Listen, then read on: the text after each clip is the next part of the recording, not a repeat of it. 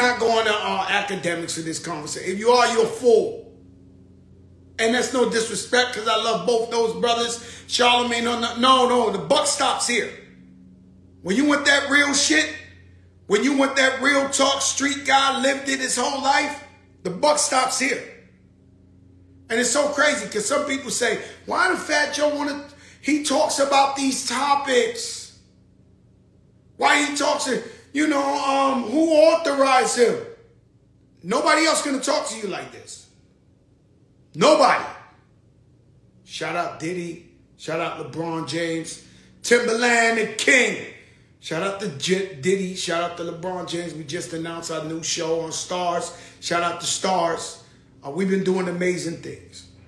And Fat Joe, as much shit as he could talk, he's human.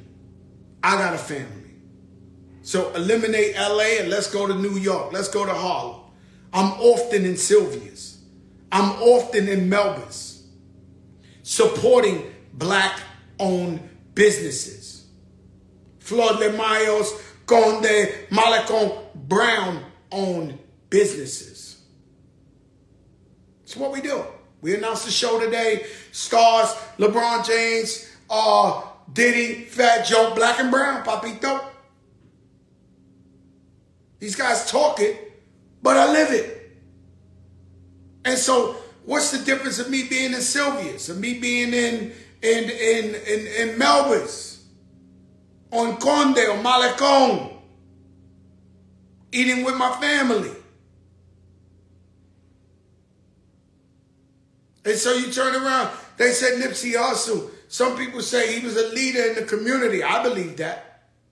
Some people say, because a lot of these guys, if y'all want real talk today, let me see some fire signs. Let me see some fire signs. Because all I got for you is real talk. And so if you don't want the real talk and you want this fucking mumbo jumbo, that's on you. That's on you. If you want the real talk, then we're really going to talk. And some people who say, bro, nobody else going to talk to you like this. Nobody else going to give you the real. Shout out to Power to the Patients, helping the people out there with transparency.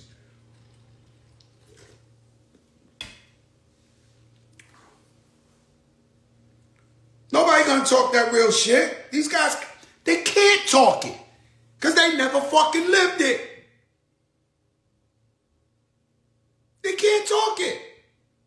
They never lived it. And so we go out there, right? Support black-owned business. What was this young man doing? Supporting black-owned business with his wife and his daughter.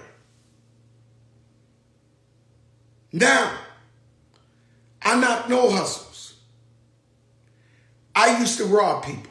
I used to stick people up. Not proud. I was once a young, confused man that was living by any means necessary, was living by get rich or die trying. So I understand the plight. I understand what's going on here. But what I never understood is why can't you rob a brother? Take his shit. Stick him up. We caught you off guard. And keep it moving. And let that brother be great. Now, we all know how hard it is for young blacks and young Latinos. They're stacked against us. Police against us. The streets against us. System against us. And so we all fighting to try to find a way. But now when you rob a person, because I want to be clear on this. So I tell you, I'm not mad at you robbing people. I'm not. You won. You got it. But I'm mad at you killing people. I'm going to keep it real. And so when you make the choice to kill an unarmed person for no reason after you robbed them, you're an evil person. You're evil. you're mad at your life, and you're evil. Now, what is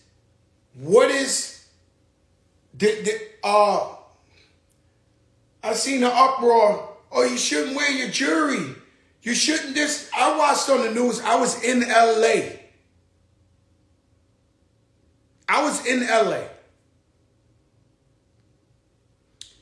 And I'm watching the little girl on the news and all that. They got her outside of Roscoe's Chicken. And she's saying, you shouldn't post where you at. You shouldn't. What? I want to know, what's the crime in posting where you at? What's the crime in being proud of yourself and wearing the jewelry? What's the crime in supporting black-owned business? What's the crime? No, that's not the reason why the man died. The reason why the man died is because there's some guys out there that hate the world and they killed him for no reason. Because they could have took his jewelry, pistol whipped him, whatever. Took the jewelry. They did not have to take that little girl's father. And so they start all these, because no. It is what it is. Black on brown crime, black on black crime, brown on brown crime. It is what it is. And it's disgusting. When we know how hard it is to get out of that situation, to lift yourself up, and your life can be taken like that. We only get one life. Fat Joe's not no fucking superhuman. I could slip on a banana peel today. I could get hit with a flower pot on my head. I could be in an accident. This is real shit. This is why I come on here and talk transparency.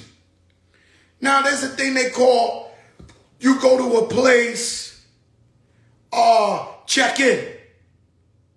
How about we check in ahead of time? How about the OGs who know these guys who are fucking killing rappers? Tell them ahead of time. Stick them up. Don't kill them. Can you do that for me? Every gang leader, every real guy, every OG of the world. Can y'all do that for me? Can you do this and say, stick him up? He ain't check in. Don't kill him. Not in front of that black woman and that black baby. In that restaurant, which is a fucking iconic restaurant that I've been to 20, 30, 40 times. Fucking chicken is the best chicken in the world, Roscoe's Chicken. And when you come to LA, the first thing you want is some Roscoe's Chicken. And I wisened up. And I just told them to get it and bring it to the hotel. Now the hotel ain't safe. Just a week before this, they aired out a truck. They almost killed the rapper. They aired out his manager. 100 shots in the middle of Beverly Hills. Beverly Hills ain't safe in LA. It just ain't nowhere is safe there. And then what do these guys do? They roam around Beverly Hills, Rodeo Drive to see anybody to kill them and rob them?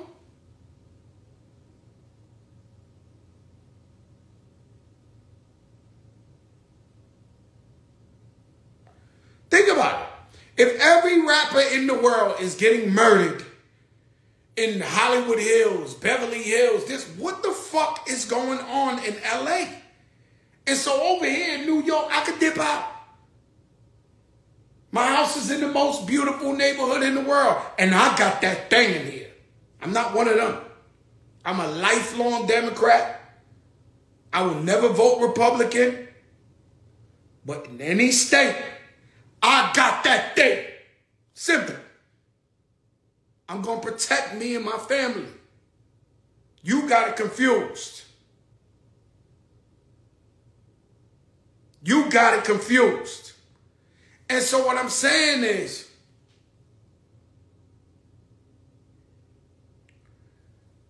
what I learned out in LA my whole life,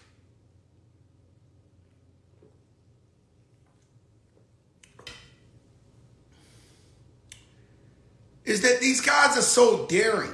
You could be with the illest OG that runs everything, and they'll try you. with the OG standing right next to you. It's happened to me several of times. I'm with the biggest so-called guy you ever heard of in LA, the leader of all leaders and this and that, and we still get into the smoke in front of the guy. And so in New York, the only difference is, and I'm not comparing LA to New York to Philly, is there's a level of respect. Well, as of now. Because these kids are out of control. And I'm not necessarily throwing that on the kids. That PnB rock, I don't know if those was young guys. I don't know who it was. What I do know is these kids. I just watched some shit on Instagram. They stuck up a bodega with machine guns this big for a bodega. You know what the bodega got, guys? $1,000. It's 4 of you guys with machine guns. You go to jail, you get 15 years in jail for armed robbery.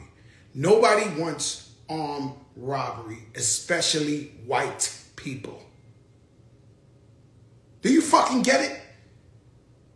No white people want to go to Bottega and Veneta or fucking Gucci and 4 armed gunmen coming there with machine guns. They don't want it, bro. And so when you go to trial or you become a jail lawyer and you think you will see those fucking white people in that jury talking about send that motherfucker away for 18. We don't want no machine gun in the store. Poppy don't want it. Nobody want the shit. So now what you got $1,000? You guys made $250. Was 15 years of your life worth $250? If Poppy feels bold and jumps at you with a knife, you gotta kill him. That's life in jail.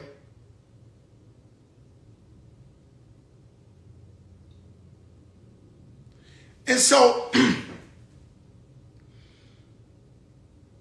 rappers are now an endangered species. I'm telling you now. Because you got them both. You got the feds, you got the police, ready to lock everybody up. They can't wait. In fact, the more famous you get, works against you because they want to play that against you. They want to lock you up. The most famous you are, they want to give it to you. The hood want to kill their own. I've never seen people hate themselves. I've never seen. What's the problem? Black people, Latino people. What's the problem? If you see your own brother or sister come up and make something out of nothing, why you want to kill them? What is the problem? Why you hate yourself so much? Why you want to kill them?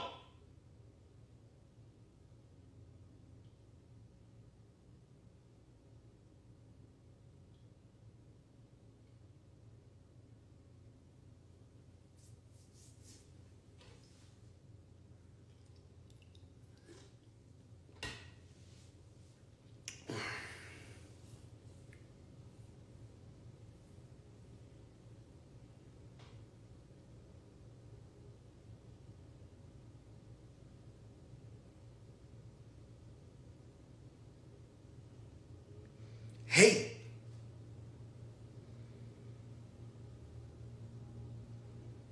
Hate. People wake up every day just to hate. You hate yourself. See, I'm not these guys. I come from the soil. And if you from fucking Tennessee or Mississippi or Alabama and you never grew up with a guy like Fat Joe, a Spanish guy that black people love like that, you don't know where I'm from, bro. That's where you got it confused. Big time confused. And so you got to understand that I know. I come from it. I know the mindset. I know what it is. And so what I try to tell the youth, let me tell you something. I try to come out here in New York. And I talk to a couple of people who are peacekeepers, who are this, who are that, and say, yo, get the gangs together. Fat Joe want to sit down with them. I want to inspire them and tell them they're kings. I want to tell them that Jay-Z from the projects too. Fat Joe from the projects too. I want to tell them that when we was young, we was wild too. But once you get over that hump, because you got to understand, regardless of what gang you down with, and I'm not blaming this on the gangs. This could be just people who just want to stick people up. But regardless of what gang you is, whoever you killing looks just like you.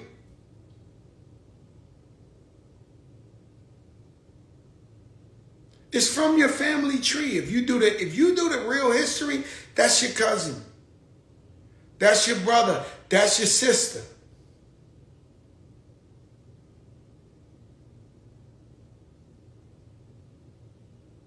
All of them.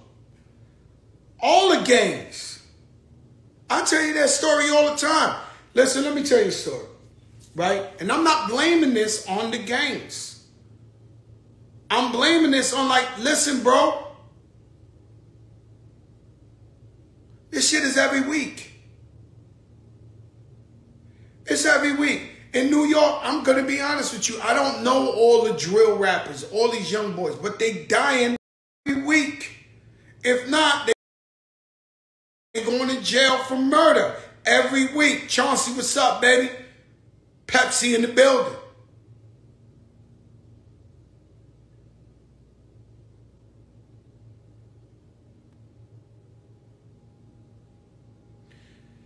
Every week. My little bike every day to Southern Boulevard. We at the store there. One day, I'm riding my bike.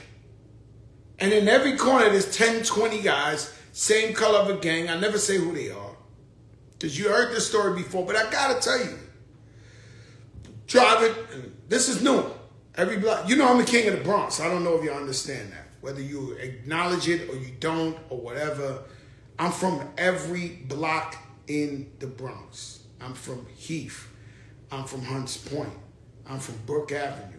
I'm from Forest Projects. I grew up on Washington Avenue and Webster. I'm from East Tremont. My first apartment was in Parkchester. My next apartment was in Throsneck. I'm cool with the Cortland crew. I'm cool with the PEQ. I'm cool with everybody. Section 5, Co-op City, fucking Patterson Projects. There is nowhere Fat Joe has not been. So if somebody tells you from the Bronx, yo, I know Fat Joe, it's true. 165 in Walton, I'm there. So I'm from everywhere in the Bronx. There's no doubt that they have seen Fat Joe on many occasions. Whether hustling, being in the street, wherever you want. River Park Towers, my cousin Damon and Levi's from River Park Towers. You can't tell me nothing about being in the Bronx. I'm from the Soy, right? So now, I noticed that while I'm riding my bike, in every corner, there's 20 guys. And they're waving at me and shit. So at one point, I pull over and I said, let me go get me a Diet Pepsi. Shout out Knicks Fan TV. Let me go get me a Diet Pepsi. And when I walk in the store and I come out Diet Pepsi, there's 100 guys there. Right? These guys are so deep. They say, yo, the big homie of all big homie wants to talk to you. This, that. So they give me a cell phone. And I speak to the big homie of all the big homies. And I say, yo, what's up? Yo, want to meet up with you. You know, talk to you and Big Pun. And Pun was alive. And so I sent him to Jimmy's Bronx Cafe. If Pun was alive, this was over 20 years ago. By the way, we had the biggest guns you ever seen in your life on us. About 4 of us. Pun was with me. So I sit down. The OG of all OGs, the biggest guy in the universe, come sit down. Now he sits down, he got a guy with him. So, I've been here before there was gangs in New York, guys. Okay? And I've been in every hood getting money. So I know who about that life, who really ain't about that life. I might not know him now because I'm not in the streets. I don't know who the 15-year-old shooter is. No. In my era, I knew who was about that life. So he's sitting there with a guy who, it's nobody. The guy I know him from 182nd and Crescent. He was nobody. Right? But I'm sitting there with the king, the Don of all Dons and shit. So he says, listen, bro. Suge Knight is in a gang. Snoop Dogg is in a gang. You and Big Pun, y'all the biggest Latinos. We want you to be in the gang. I go. Because my book of Jose, comes out in November 15th. You can pre-order it. The link's in the bio. It's the illest book you ever read in your life, especially hip-hop. And so you'll read in there that I've been about getting money since I'm 14. See, the Bronx ain't never see Fat Joe without a chain, without a Rolex, without a Dapper Dan, without a... I've been getting to it since I'm 14. Sorry, guys. I'm speaking the facts. And so, I'm about getting money, man. So I speak to the guy, say, all right, cool. Let me ask you something. Do you have any entrepreneurs, somebody who owns a business in your gang? He says, no, we don't have nobody who owns a business. I said, do you have a principal of a school or a school teacher in your gang? No, Joe, we don't. I got to really look around, but we're 5,000 strong. Okay. So if I join your gang, who should I want to be like? Who's the illest? What should I do? That's easy. We got the big homie such and such. He's doing